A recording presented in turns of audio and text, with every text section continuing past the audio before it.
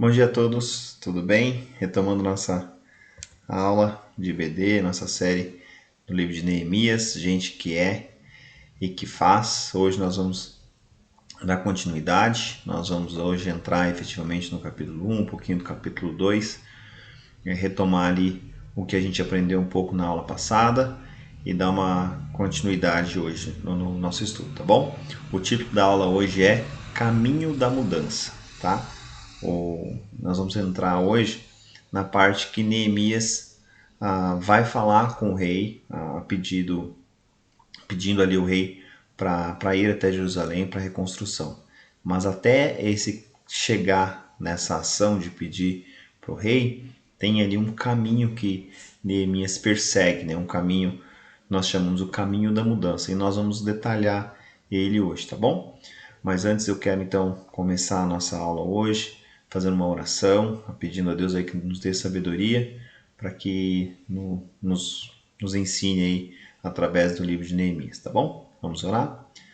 Senhor Deus, quero te pedir que o Senhor esteja conosco hoje nessa IBD, nessa continuidade dessa aula, dessa série do livro de Neemias, que nós possamos aprender muito com ele. Nós sabemos, ó Deus, que o Senhor pode usar pessoas, usar textos em diferentes épocas, em diferentes contextos, em diferentes situações, para falar aos nossos corações. Então, que essa aula de Neemias hoje venha falar aos nossos corações e que nós possamos ser pessoas diferentes, pessoas transformadas depois da tua palavra.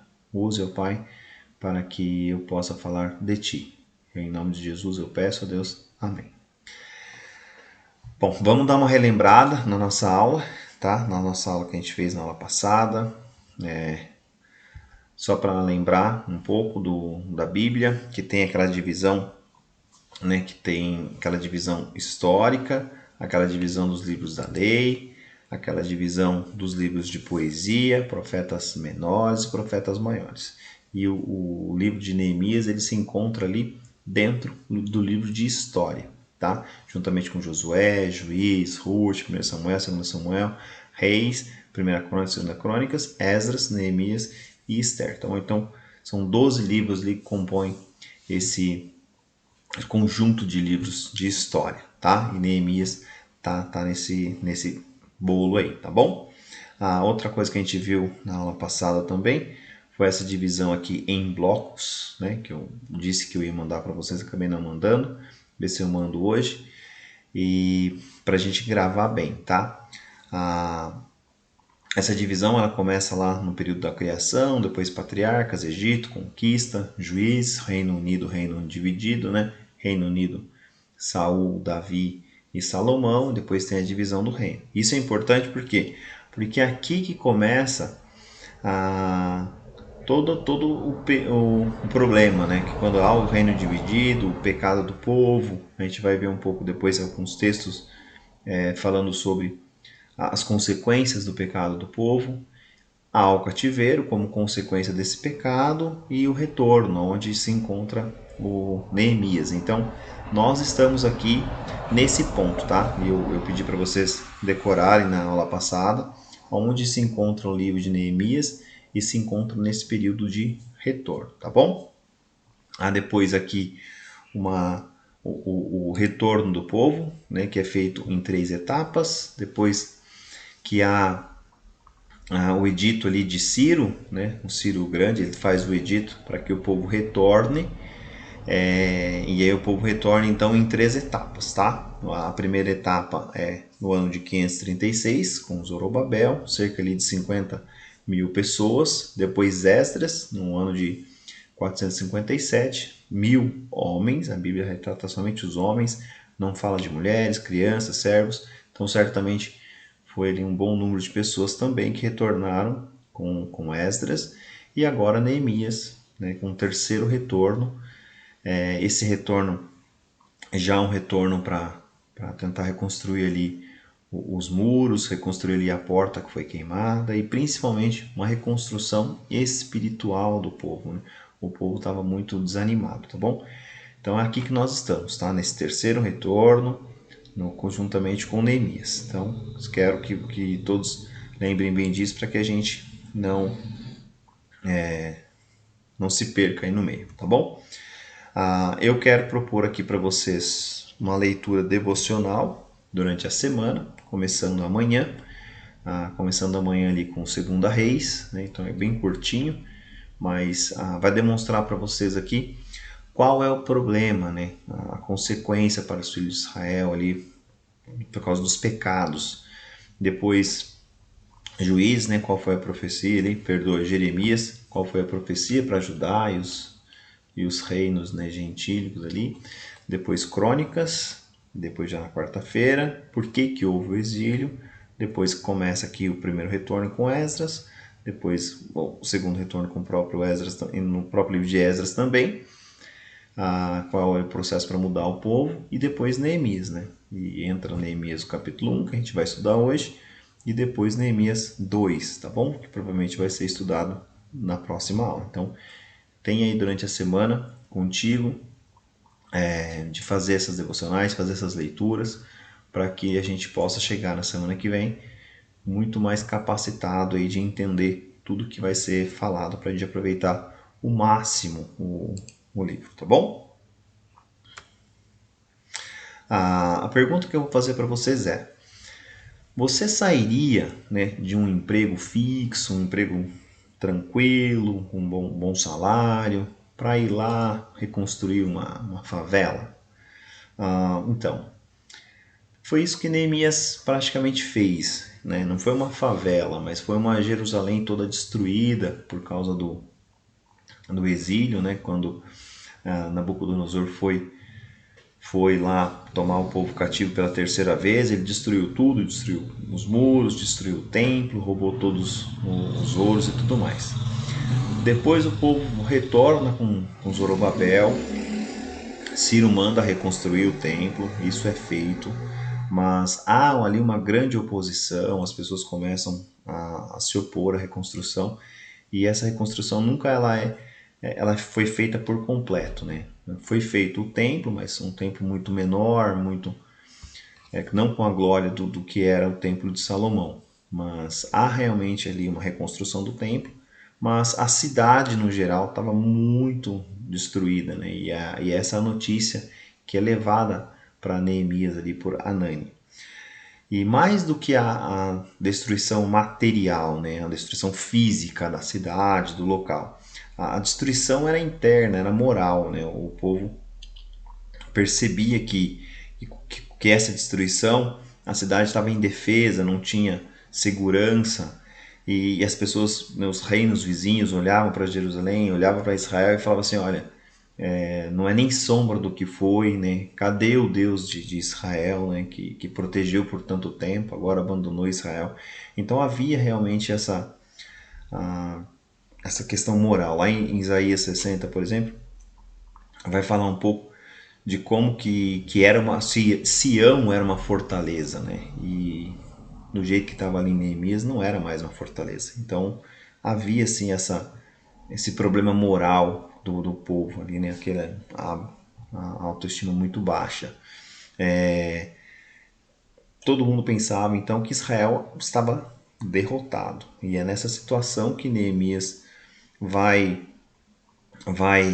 falar com o rei para que com essas coisas em mente, para tentar falar lá com o rei para ver o que ele poderia fazer, qual que era o que ele ia fazer lá em Jerusalém, né? Que a ideia dele era reconstruir não só o templo, mas principalmente motivar o povo, reconstruir o povo espiritualmente, reabilitar o povo espiritualmente. Essa era a ideia de Neemias, né? Reestruturar todo aquilo que Jerusalém tinha sido em tempos áureos de Davi e Salomão, tá bom?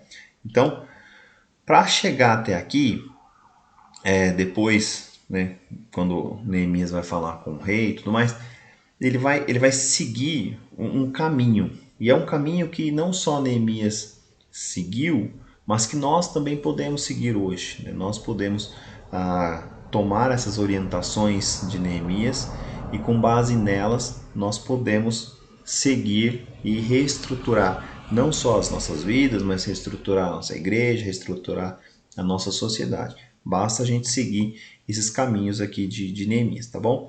E eu quero passar então para vocês ponto a ponto, devagarinho, com calma, tranquilo, para que a gente não se perca no caminho. E que se você tiver dúvidas, comentários, já vá fazendo aí para que a gente possa ir trocando informação durante a aula, tá bom? Vamos lá então. Caminho da mudança. Primeiro passo do caminho da mudança é perguntar. Segundo, ouvir. Terceiro, sentir, orar, planejar e agir. Tá?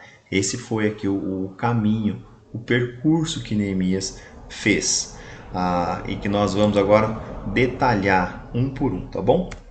Primeira coisa, Neemias perguntou, lá no verso 2. Então lhes perguntei. Vamos lá para o texto, para que a gente possa, juntos, devagarinho, ver exatamente o que está acontecendo aqui. Abram lá então comigo, Neemias capítulo 1. Eu vou ler aqui para vocês, tá? Palavra de Neemias. Nós já vimos na aula passada que significa aqui consolador, confortador, tá? Filho de Acalias. Importante aqui, só para distinção, né, de Neemias de outros dois Neemias que há na Bíblia. Então ele coloca aqui filho de Acalias para dizer, olha, é desse Neemias que eu estou falando, é bem específico, tá? No mês de Quisleu, no ano 20º, estando eu na cidadela de Suzã, veio Anani, um dos meus irmãos, com alguns de Judá. Então lhes perguntei pelos judeus que escaparam e que não foram levados para o exílio, e acerca de Jerusalém. Neemias, como nós já vimos, ele era o copeiro do rei. E ele, então era muito ocupado. A gente colocou aqui na aula passada o que significava ser esse copeiro, que não era realmente só aquele carinha do chá que entregava café para o rei, mas era na verdade o conselheiro do rei, né? Quase que o primeiro-ministro ali, tudo passava por Neemias. Então Neemias era um cara muito ocupado, não era alguém que simplesmente ficava ali abanando o rei. Ele era um cara muito ocupado. Mas além de ter essa ocupação, Neemias ele se importou a ponto de perguntar, ou seja, não estava pensando só no trabalho dele, nos afazeres dele, mas ele estava pensando muito mais além. E quando ele viu que Anani, né, estava ali no palácio, provavelmente por uma visita, ele pergunta para Anani e para os demais judeus como que estava o povo, como que estava Jerusalém, tá? Então, a ideia que eu lhes perguntei é no sentido de que Neemias se preocupou, né? Ele foi além de simplesmente dizer, olha, e aí, como é que vocês estão e tudo mais. Mas ele se preocupou com o povo, tá? Então, coloquei aqui, né? Neemias era um homem muito ocupado, um servo de Deus, na função de copeiro do rei. Sendo assim, não lhe era necessário saber ou fazer mais nada. Só que Neemias não pensou e não agiu assim. Neemias alarga sua visão para além do seu mundo e pergunta sobre outras situações no outro lugar. Ele pergunta sobre o povo, ele pergunta sobre a cidade, lembrando que Neemias não conhecia Jerusalém, mas ele se importava com Jerusalém, ele se importava porque ele sabia que Jerusalém era o local que Deus tinha escolhido, né? Lá desde o tempo de Abraão, fez com que o povo se estabelecesse ali em Israel, em Jerusalém especificamente, colocando como a capital ali de Israel, onde estava o templo do Senhor. Então, Neemias tinha todo esse conhecimento histórico que foi passado para ele, provavelmente foi falado para ele, ele tinha todo esse conhecimento, então ele sabia da importância da cidade para o povo judeu no geral, né? Então, quando ele faz essa pergunta, ele não está fazendo simplesmente perguntando para saber se o povo estava bem ou mal, mas com o coração apertado mesmo, esperando uma resposta, aflito, né? Então, essa era a intenção dele, tá bom? Trazendo para nós agora, né, fazer uma aplicação pessoal para cada um, como que estamos nesse quesito? Né? Será que nós estamos realmente preocupados com outros irmãos, com cristãos? Será que nós estamos perguntando a eles como estão né? Como eles estão, como está a situação pessoal de cada um, principalmente agora, como eu falei na aula passada, né, nesse tempo de pandemia, para saber se está empregado, se está desempregado, se precisa de alguma coisa, se não precisa, se precisa de um abraço, de um consolo, né, de uma exortação em amor, se precisa de cuidados espirituais, né? Como que nós estamos, né, nesse ponto? Será que a gente realmente está se importando com o próximo? Isso eu estou falando aqui de nós, né? Dentro de uma igreja não muito grande como a nossa, que a gente consegue conhecer todo mundo. E será que nós estamos fazendo isso? Ou até mesmo no nosso grupo de célula? Será que a gente tem percebido a necessidade de cada um do nosso grupo de célula, né? Vindo aqui do menor para o maior, dentro do grupo de célula, dentro da nossa igreja e agora dentro do universo cristão, né? Como eu falei na aula passada, será que a gente tem realmente se importado com os nossos missionários? Será que a gente tem se importado com outros missionários que estão aí no mundo sofrendo perseguição? Será que a gente tem se importado com eles, perguntado, como fez aqui Neemias, qual é a sua necessidade, o que está acontecendo com você, em que eu posso te ajudar, tá? Então, essa pergunta de Neemias, ela é muito pertinente para a nossa vida, para nós avaliarmos as nossas ações, as nossas atitudes como cristãos. Será que nós estamos realmente fazendo as perguntas certas, as perguntas corretas? Agora, não basta perguntar. Vem aqui para o segundo ponto, tá? Que é ouvir. Neemias, além de perguntar, que é uma parte muito importante, porque muitas pessoas são quietas, são tímidas, elas não saem abrindo assim as suas necessidades para todo mundo, né? Mas quando você realmente vai e faz o questionamento, você faz uma pergunta sincera e a pessoa percebe que é um desejo sincero de ajuda, a pessoa vai se abrir com você. Então, a partir do momento que você deu esse primeiro passo, né, tomou essa primeira atitude, fez essa primeira caminhada, que é a pergunta, então vem a segunda parte, né, o segundo passo, que é tão importante quanto o primeiro, que é ouvir. Olha aqui, ó, disseram, né, lá tendo ouvido. Então, vamos voltar para o nosso texto, só para a gente ver aqui no verso 3 e no verso 4, para a gente saber do que Neemias está falando aqui. No verso 3: Disseram-me, os restantes que não foram levados para o exílio e se acham lá na província, estão em grande miséria e desprezo. Os muros de Jerusalém estão derribados e as suas portas queimadas. Tendo eu ouvido estas palavras, assentei-me e chorei, e lamentei por alguns dias, e estive jejuando e orando perante o Deus dos céus. O que é importante aqui? Neemias, além de dar esse primeiro passo de perguntar, ele espera a resposta, né? Ele está interessado na resposta, ele quer saber o que Hanani e os outros judeus têm a falar. E quando eles falam, e falam da situação de Jerusalém, falam da situação do povo, Neemias ouve aquilo não entra para um lado e sai para o outro. Neemias toma aquilo ali para si e ele então toma a atitude aqui de chorar, lamentar e jejuar. Por quê? Porque ele se compadece do que está sendo falado para ele. Então, olha o que coloquei aqui. Parece que, diferentemente de muitos de nós, Neemias perguntou para valer. Ou seja, perguntou querendo de fato ouvir a resposta. Tanto é que ouviu atentamente tudo o que Hanani tinha a dizer. Irmãos, o que acontece? E eu vou ser sincero para vocês aqui.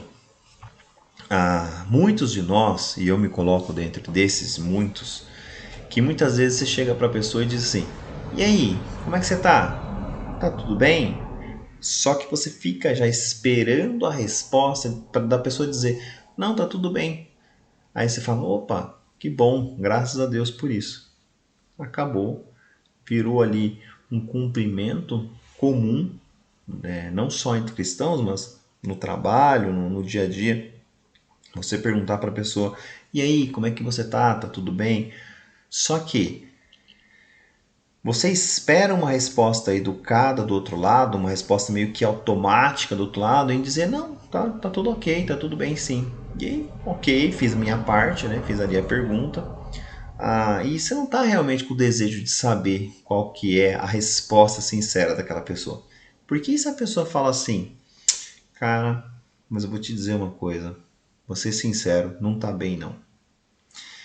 Eu acho que a gente levaria um choque, né? Você pararia e falaria, ixi, agora, né? Não me preparei para isso, né? Eu não estou acostumado com isso.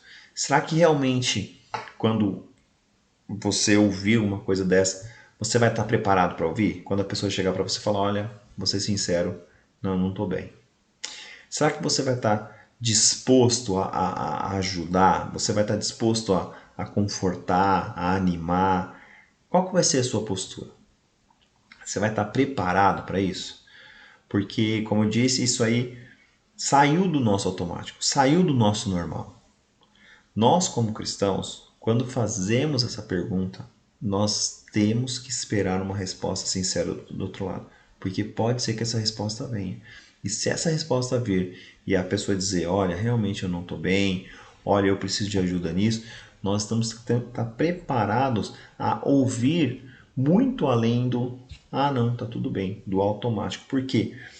Porque senão nós estamos sendo falsos com essa outra pessoa e dizer, não, tá tudo tranquilo, olha, beleza. Nós temos que ser como Neemias. Quando Neemias faz a pergunta e a resposta vem de Anani para ele, e ele percebe que é uma resposta sincera, uma resposta que não era o que talvez ele quisesse ouvir, e dizer, olha, tá tudo bem, pode ficar tranquilo aí, continue sendo copeiro do rei, lá em Jerusalém tá tudo boa as coisas. Quando Neemias ouve a situação real lá de Jerusalém, o que Neemias faz? Ele se entristece, né? Ele se compadece da situação, ele chora, ele lamenta, ele vai buscar a Deus em oração. Nós devemos fazer isso, nós devemos nos compadecer com as pessoas, né? Nós devemos ser misericordiosos, até mesmo é um dom, né? Tem pessoas que são misericordiosas por si só e tem pessoas que não, tem pessoas que são mais racionais, pessoas mais secas, pessoas que parece que tá meio avoado no mundo. E tem pessoas que não, tem pessoas que realmente se importam, que quer cuidar, pessoas que como dizia um pastor meu, tem ali mel na boca, ela está sempre disposta a te ouvir, sempre está disposta a te dar uma palavra de conforto, sempre está disposta em te ajudar. É essa que deve ser a nossa atitude. Nós devemos fazer o primeiro passo, que é perguntar, mas também devemos fazer o segundo passo, que é ouvir. E quando ouvir, ouvir realmente com atenção, ouvir querendo uma resposta e já disposto a ajudar, já disposto a tomar uma atitude, que foi aquilo que Neemias fez, tá bom?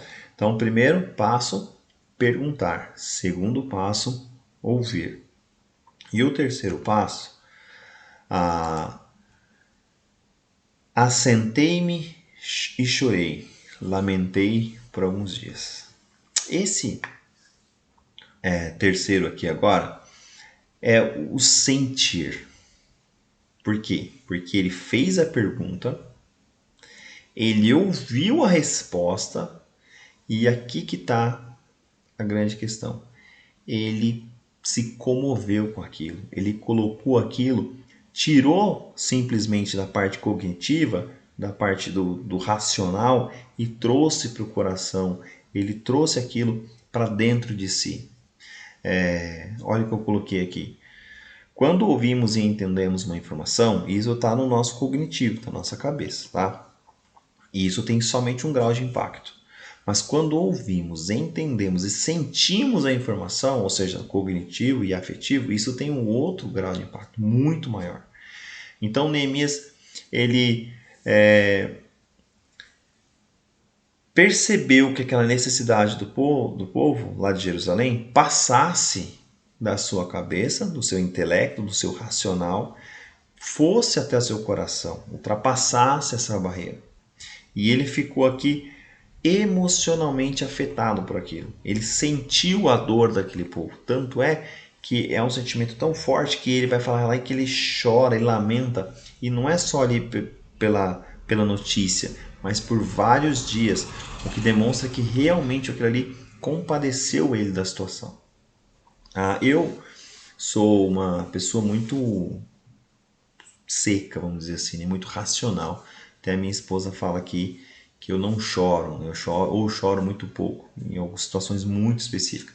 Mas por quê? Porque eu tendo a fazer tudo na parte racional. E isso é bom por algum lado, né? Porque você acaba sofrendo menos quando acontece alguma coisa ruim conosco, né? Mas é ruim por outro lado, porque dá a impressão que você é insensível à dificuldade de outras pessoas, né? Isso afeta até mesmo dentro do casamento, porque enquanto a Tamara é uma pessoa melosa, chorosa, e acontece alguma coisa, ela sofre, eu fico um pouco mais, né, frio, né, um pouco mais fora da situação. E aí dá a impressão que eu não estou me importando ou que eu não estou dando o mesmo valor. Então isso acaba sendo ruim também. Mas eu entendo essa situação, que cada um tem uma forma de se portar, cada um tem um jeito de ser, isso é normal. Não é isso que eu estou questionando aqui. Mas o que eu estou questionando é a validade dessas emoções para situações da nossa vida quando nós ouvimos alguma coisa, por exemplo, de algum irmão necessitado, de algum irmão enlutado, né, de alguém doente, de algum missionário perseguido. São coisas que deveriam afetar muito mais do que realmente nos afetam. Por quê? Porque são coisas que estão mexendo com o nosso povo, o povo de Deus. O povo de Deus está sendo afetado. Então, a pergunta que eu faço é: será que nós estamos lidando com todas essas informações que recebemos diariamente, simplesmente com a parte cognitiva, simplesmente com o intelecto? Ou será que nós estamos sentindo essas dores? Porque, como eu disse, nós devemos ter uma compaixão maior, ser mais misericordiosos com os outros, realmente buscar ali sentir a dor do próximo, carregar a dor uns dos outros, né? Lá em Gálatas 6:2 vai falar que nós devemos carregar o fardo uns dos outros, ou seja, eu tenho que me importar com o outro a ponto de ajudá-lo a carregar o fardo dele. Então isso é muito importante para a gente, cristão. Nós devemos ser mais cuidadosos nisso aqui. Não ser muito racionais, vamos dizer assim. Por quê? Porque dá a impressão que a gente está alheio à necessidade. Nós devemos realmente nos importar ou buscar nos importar mais com o próximo, buscar nos importar mais com o outro. E é exatamente isso que Neemias faz, né? Neemias, ele chora, ele lamenta, por vários dias. Isso vai demonstrar o quanto isso angustiou o coração dele, o quanto isso afetou a vida de Neemias. E nós devemos ser assim também. Devemos ter nossas vidas afetadas, devemos ser pessoas mais calorosas, pessoas mais amorosas com o nosso próximo. É o que Jesus fala. Devemos amar uns aos outros, devemos amar o próximo como a nós mesmos. E vou dizer para vocês, nós nos amamos muito, nós nos importamos muito conosco mesmo, com a gente mesmo. E então nós devemos fazer isso pelos outros, amar o próximo, dizer que realmente nós estamos importando com a vida do próximo, tá bom? Vamos lá para o próximo. Então, aqui e estive jejuando e orando perante o Deus dos céus. A ideia, então, do caminho é: você primeiro faz pergunta, depois você ouve a resposta, essa resposta sai do seu cognitivo e vai para o seu coração, então você sente isso, e agora você vai para uma quarta etapa, que é a oração. Então eu estive jejuando e orando perante o Deus dos céus. Então, ao mesmo tempo aqui então que Neemias ele pergunta, ele entende e ele sente, a necessidade, ele percebe então a urgência, a necessidade de levar essa necessidade a Deus, né? Então ele chora, ele lamenta, mas ele já vai em socorro, né, do povo através de Deus. Ele vai buscar a Deus em oração, tá? E isso é feito aqui através da oração. Primeiro aqui, importante, né, o jejum. O que é o jejum? O que isso significa? O jejum ele é muito mais do que você não ingerir comida e nem bebida, ou muito mais do que você selecionar algum tipo de alimento. Isso é dieta, não é jejum. Jejum é realmente você se abster do alimento, da água, mas não é para emagrecer, né? Não é o que está muito em moda agora, o jejum intermitente. Não é essa a ideia aqui, tá? Você ficar sem comer para emagrecer. Não é isso que Neemias está fazendo. O jejum aqui é algo que é feito para você entrar na total dependência de Deus, você focar e buscar a Deus, tá? Então o jejum, ele no Antigo Testamento, ele podia ser feito de várias formas. Primeiro, podia ser feito em conjunto, várias pessoas fazendo jejum ao mesmo tempo. Então isso acontecia, por exemplo, no dia da expiação, tá? Onde todos faziam jejum para ter seus pecados expiados ali através do sacrifício. Mas também havia aquele jejum individual.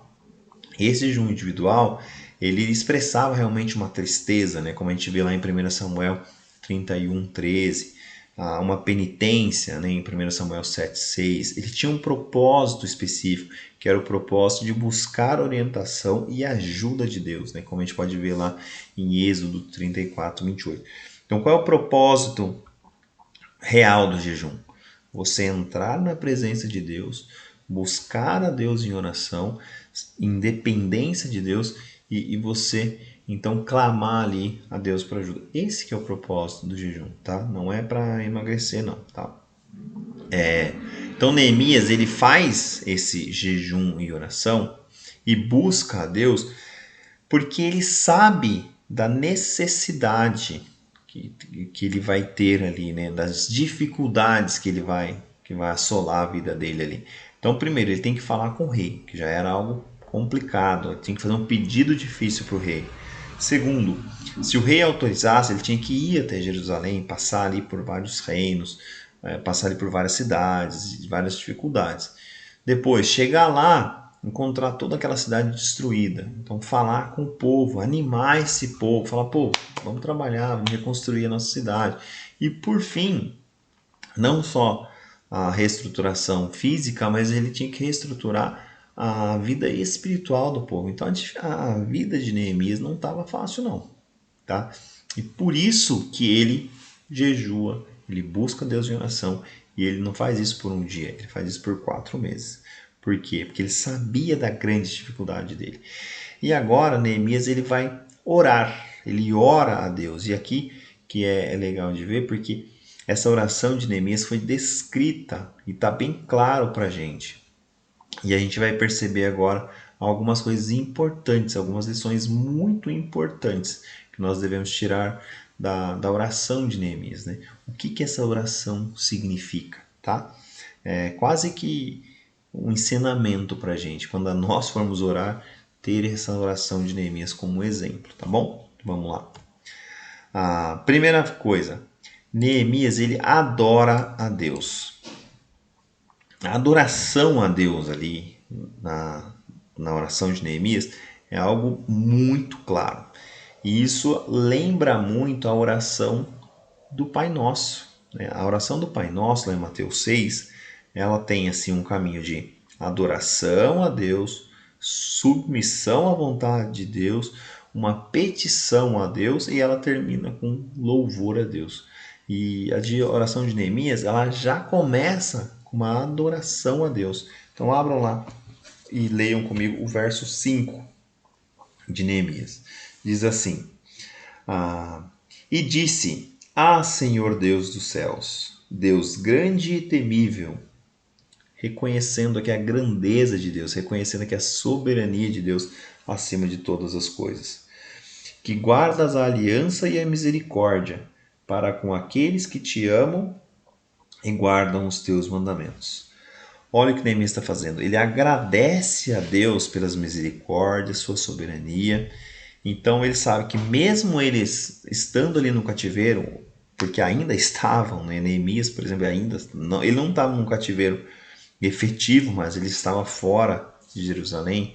Mas Deus ele sempre se manteve fiel, ele sempre guardou o seu povo, tá?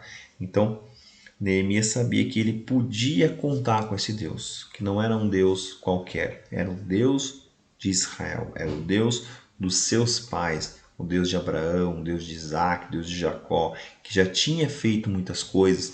Então imagina você ali na pele de Neemias, sabendo que Deus era o Deus que tinha tirado o povo do Egito, que tinha guardado o povo por 40 anos no deserto, depois feito o povo atravessar o Rio Jordão, chegar na Terra Prometida, o Deus que preservou ali Israel de vários inimigos. Então imagina isso na vida de Neemias, isso era muito real na vida dele. Ele reconhecia a grandeza, a supremacia de Deus. Então isso é importante aqui no verso 5 para a gente. No verso 6 ele vai ser pedir para Deus para que Deus o ouça, né? Uma súplica, né?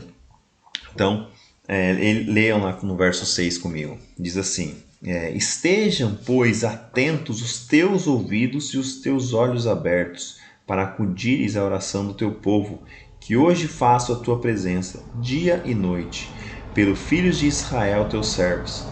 E faço confissão pelo pecado dos filhos de Israel, os quais temos cometido contra ti, pois eu e a casa de meu pai temos pecado. Aqui só a primeira parte, né, que é importante para a gente aqui, Neemias então ele demonstra uma persistência sincera de dia e de noite, uma oração contínua, buscando a Deus ali em oração, pedindo para que Deus não esqueça deles, que Deus continue cuidando deles. Né? Ele implora para que Deus mantenha ali seus ouvidos, os seus olhos abertos. Né? Não que Deus não fosse fazer isso, mas diante de toda a situação de Neemias, imagina na cabeça dele, onde ele viu o povo 70 anos num cativeiro, ou seja, sendo tirado da sua cidade, sendo trazido ali para o cativeiro. Lembrando que Neemias está escrevendo 143 anos depois. Ou seja, o cativeiro acabou 70 anos, depois já tinham se passado mais 70.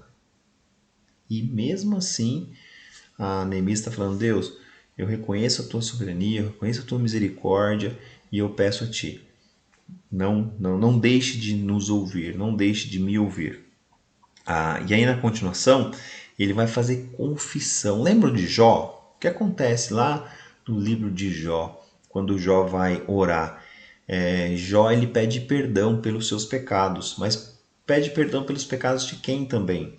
Pelos pecados de seus filhos. Por quê? Porque ele diz assim: eu não sei se meus filhos estão pedindo perdão pelos pecados deles, mas eu, como eu temo o Senhor, eu já peço perdão pelos pecados dos meus filhos.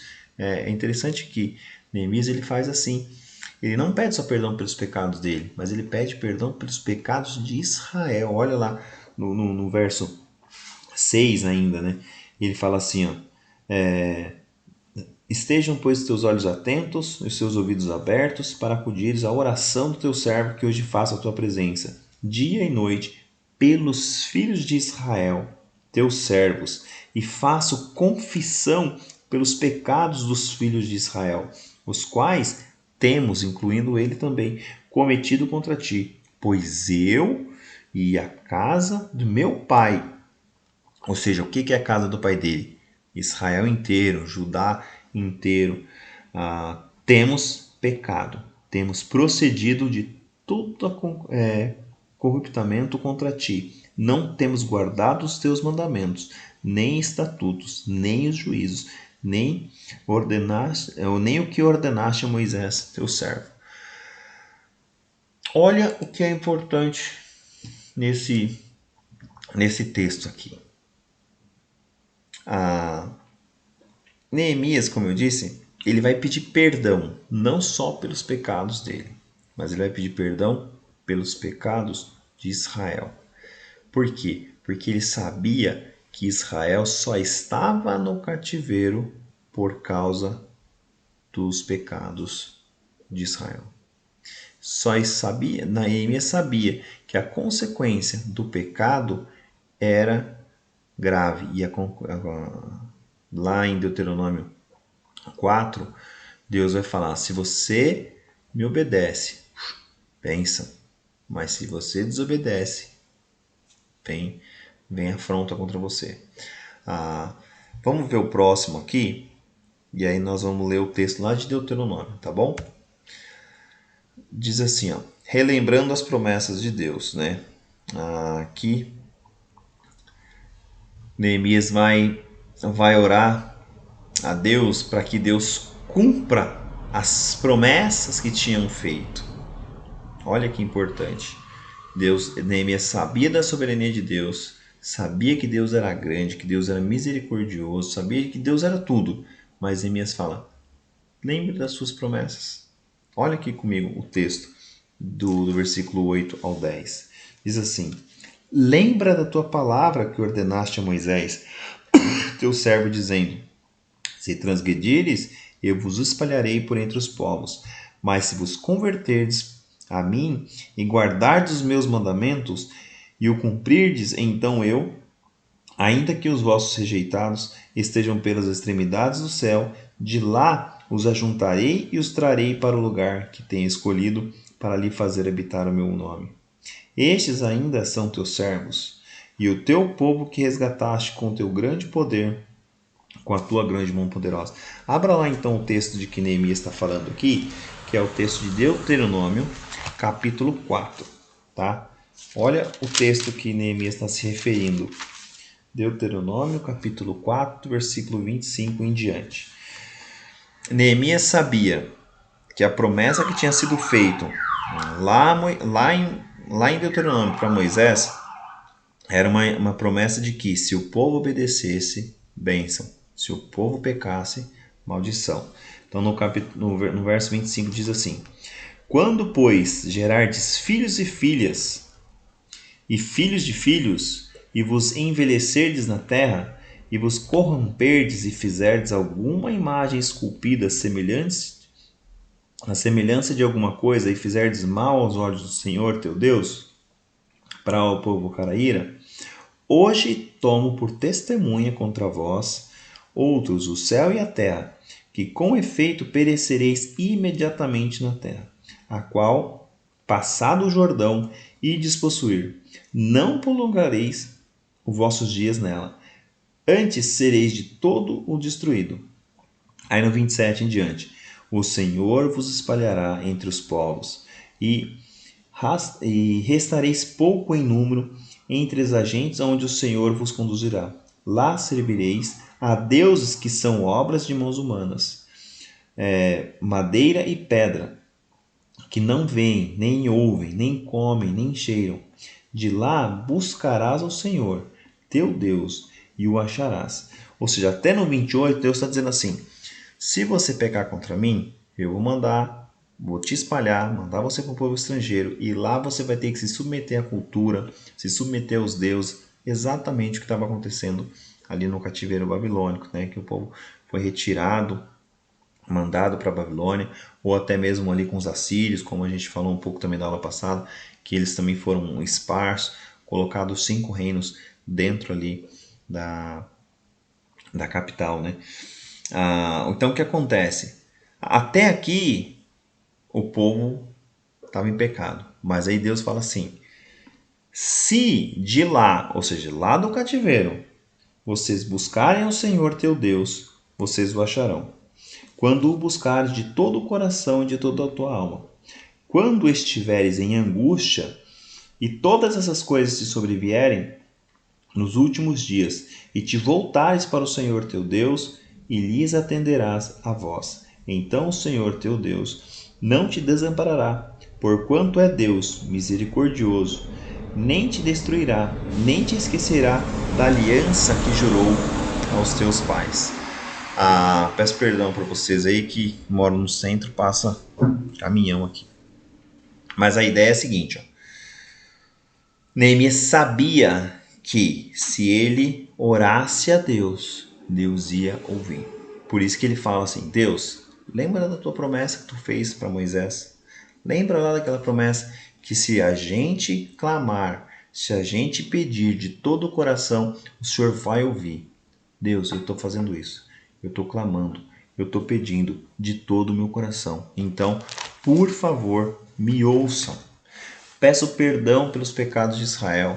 Nós sabemos que temos pecado contra ti. Nós sabemos que estamos errados. Deus, por favor, me ouça, tá? Continuando, depois aqui no verso 11 ele vai fazer um pedido, tá bom? Ah, Senhor, estejam, pois, atentos os teus ouvidos à oração do teu servo e a do teu servo que se agradam de temer o teu nome. Concede que seja bem-sucedido hoje o teu servo e dá-lhe mercê perante este homem. Nesse tempo eu era copeiro do rei. Neemias ele faz então a oração e depois ele chega aqui no final fazendo um pedido, dizendo: Deus, me concede a bênção, me concede aqui o favor do rei. Eu preciso do favor do Senhor, mas eu também preciso do favor do rei. O rei precisa me liberar para eu ir lá. O rei precisa me ajudar aqui com todas as coisas, me dando cartas para eu não ter problema no caminho, me dando cartas para que eu consiga os materiais. Então, me ajude, Deus. Me dê aqui o favor desse homem tão importante, tá? Então, o pedido de Neemias aqui é porque ele sabe que somente Deus podia ajudá-lo, somente Deus podia favorecer ele. Mas, primeiramente, ele vem reconhecendo a grandeza de Deus, ele vem reconhecendo a soberania de Deus sobre todas as coisas. E ele humildemente pede perdão pelos seus pecados. E aí ele chega aqui falando: Deus, lembre-se das tuas promessas. E aí ele faz o pedido. Então, quando nós formos orar para pedir alguma coisa a Deus, também ter essa mentalidade, reconhecer que Deus é muito mais de que aquela pessoa que a gente está pedindo um favor. Deus é Deus. Deus ele é o Criador do universo. Ele merece todo o nosso respeito. Ele merece toda a nossa devoção. Então, reconhecer primeiramente quem é Deus. Depois, reconhecer quem somos nós. Somos pecadores. Nós devemos nos colocar debaixo de Deus humildemente, reconhecer que nós não merecemos nada. Nós merecemos sim o inferno, mas Deus, pela sua graça, pela sua misericórdia, nos alcançou, nos salvou. E isso agora, com isso reconhecido, reconhecendo que nós não somos nada perante Deus, então nós acheguemos a Ele e fala: Deus, e pela sua misericórdia, pela sua graça, pela sua bondade, aí me concede o que você está pedindo. Por quê? Porque você reconheceu quem é Deus, você reconhece quem é você e você sabe que você não merece nada e tudo que você ganhar de Deus é misericórdia, é graça. E Deus pode dar e Deus pode não dar. Ele continua sendo Deus, ele continua sendo misericordioso, ele continua sendo bondoso. E nós continuamos pecadores. Por quê? Porque nós não somos nada diante de Deus, tá? É essa que deve ser a nossa condição. E essa era a condição de Neemias. E Neemias, ele reconhece isso diante de Deus e ele sabe que Deus pode responder a sua oração, o seu pedido, assim como ele pode atender a nossa oração. Nós não somos ninguém para impor nada a Deus, para dizer que somos filhos de Deus e eu mereço isso, eu mereço aquilo. Não, nós não merecemos nada de Deus. Nós não temos direito de impor nada a Deus, tá? Se alguém falar isso para você de maneira diversa, sinto muito. Não é essa a ideia, tá bom? Continuando aqui, então, depois do pedido, essa oração de Neemias, ela se encerra, tá? Ele pergunta, ele ouve, ele sente, ele ora a Deus, tá? Mas mais do que isso, depois que Neemias faz tudo isso, Neemias ele vai fazer um planejamento, tá? A oração de Neemias fez agora com que ele tomasse uma atitude prática. Então não basta você perguntar o problema da pessoa, você se importar com esse problema, você sentir isso no seu coração, se comover, você orar junto com essa pessoa, orar para que Deus te auxilie, te capacite, mas você precisa fazer, você precisa se planejar para fazer. Então olha o que acontece aqui. Neemias ele faz um planejamento, tá? Isso é importante porque não era algo fácil, não era algo simples que Neemias ia fazer. Neemias ia conversar com uma pessoa importante, que era o rei, e aí ele ia pedir esse favor do rei. Então ele tinha que ter toda uma estratégia aqui. Então ele se planeja, ele sabe o momento exato de tudo que ele precisa fazer, mas sempre com Deus orientando ele, tá?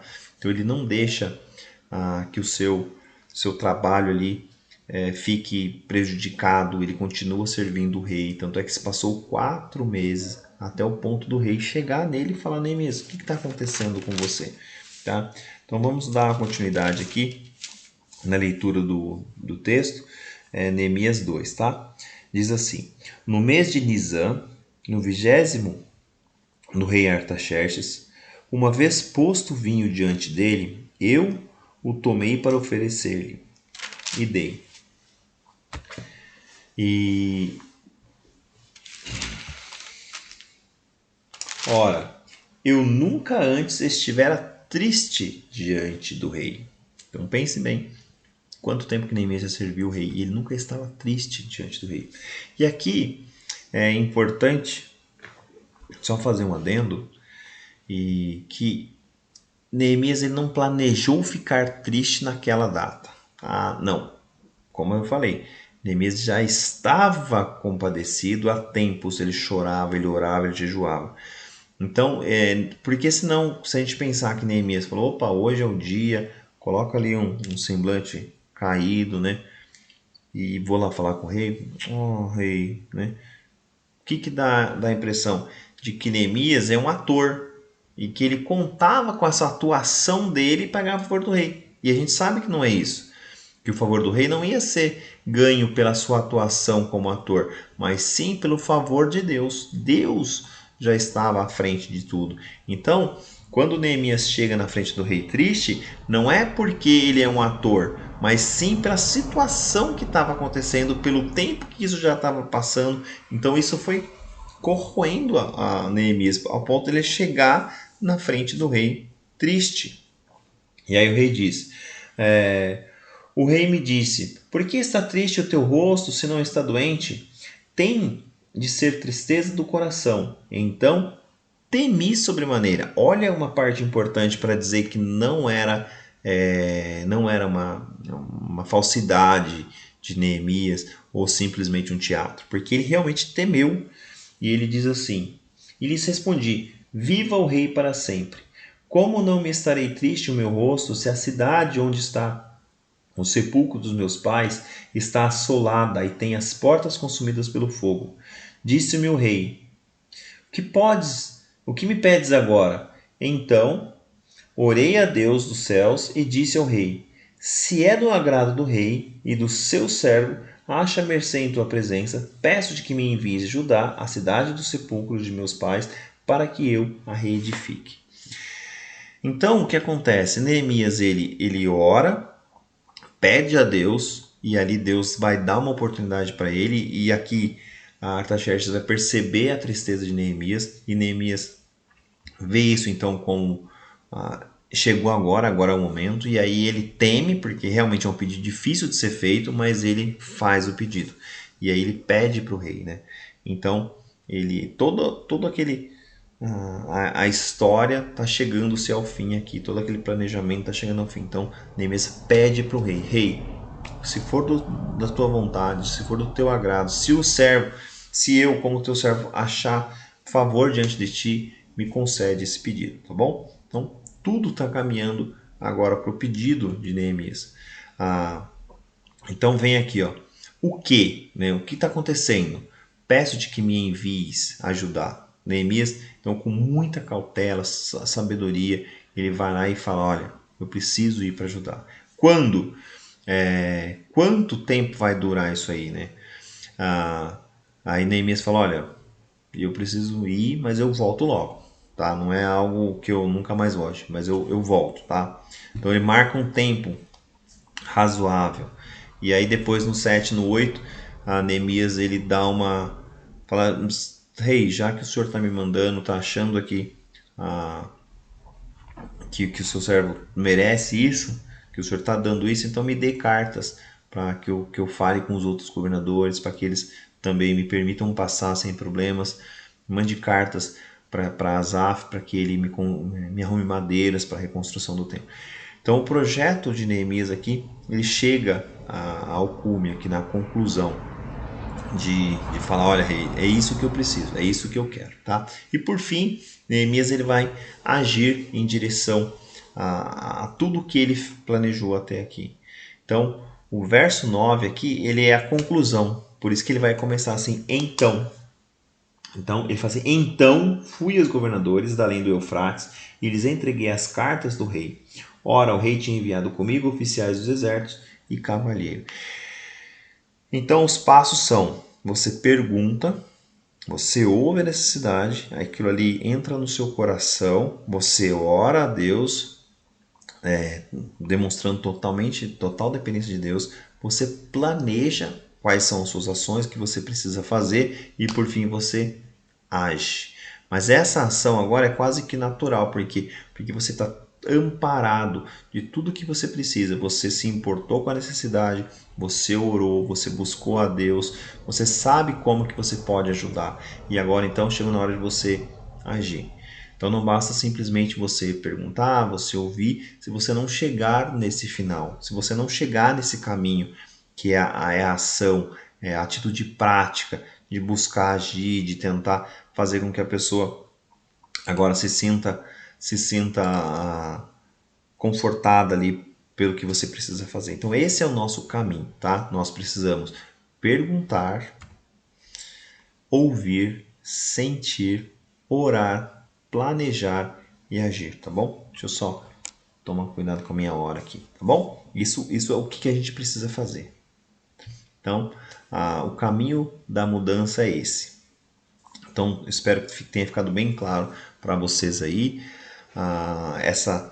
esses passos que Neemias fez até chegar ao ponto dele ir lá falar com o rei, pedir para o rei para que ele pudesse ir para Judá, para Jerusalém. E no final aqui ele vai agir. E na próxima aula a gente vai ver como que isso acontece efetivamente, como que se deu isso de forma bem específica, tá bom? Projeto espiritual aqui para a semana é ler Neemias 2, procurando aqui listar todos os sentimentos, emoções que passaram pelo coração de Neemias.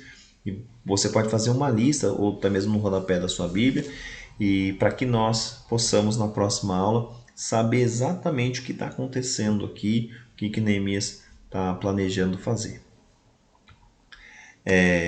Espero aí, então que todos tenham aproveitado um pouco essa aula, todos tenham percebido aí como que Deus usa meios para que nós possamos agir. Nós vimos um pouco também a respeito da oração de Neemias, como que essa foi uma oração que reconhece a grandeza de Deus, a soberania de Deus, reconhece a pequenez do homem, então ele faz ali o pedido, pedindo para que Deus cumpra o que o próprio Deus já tinha prometido, lá em Deuteronômio 4. Nós vimos aqui que o caminho da mudança, ele passa além de você perguntar, se importar com o irmão, você ouvir a necessidade, ouvir realmente aquilo ali, entrar no seu coração, você sentir aquilo no seu coração, você ser uma pessoa misericordiosa, e aí você busca a Deus em oração, planeja uma ação prática e finalmente age de forma prática, toma uma atitude prática para tentar ajudar esse seu irmão. Então esse é o caminho que nós devemos aplicar na nossa vida.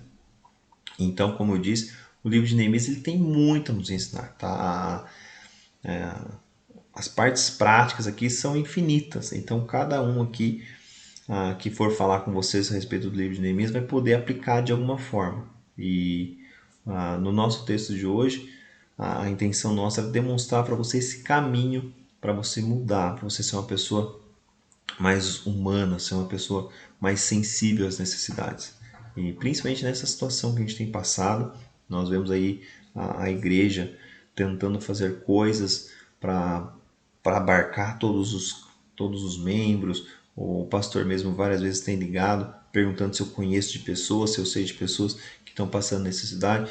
Isso são atitudes práticas, irmãos, para tentar ajudar os nossos irmãos. E que nós também tenhamos essa atitude, nós também tenhamos essa mentalidade, tá?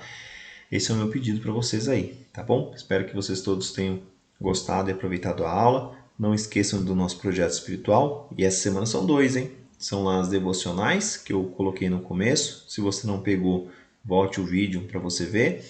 E essa aqui de ler Neemias 2, tá bom? Então você tem as devocionais da semana toda e tem a leitura de Neemias 2 para fazer durante a semana, tá bom? Que tenham uma boa semana, que Deus abençoe vocês. Fiquem com Deus. Tchau, tchau.